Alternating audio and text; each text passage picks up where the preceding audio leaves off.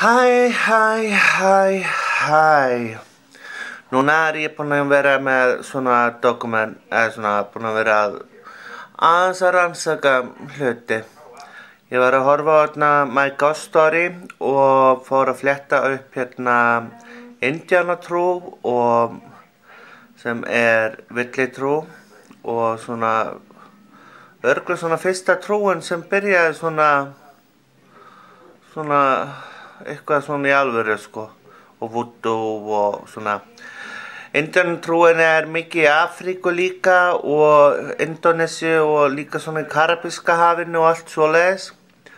Og það mikið gospel og læti þarna í Bandaríkjunum og syngja og fólk fer í heilagan anda og fólk kristist alveg og allt svoleiðis Og málið það að þegar fólk fer svona í mikinn heilagan anda að andinn bara heltekur þig að þá svo mikil hætta á því að svona framliðið fólk getur farið inn í þig og bara mótast og þú bara fastu með þennan anda í þér bara forever eins og gerist með stúlkuna í Exorcist. Þá þurfti að fá eitthvað svona særingamann til að taka andan úr henni og eftir þetta allt saman þá búið að rannsaka það að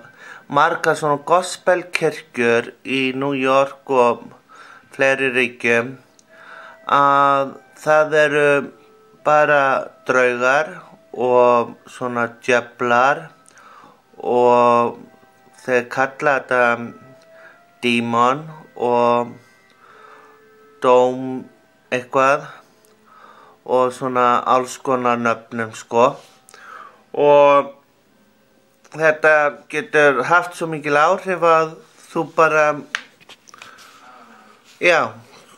það mjög hættulegt að fara í heilagan anda.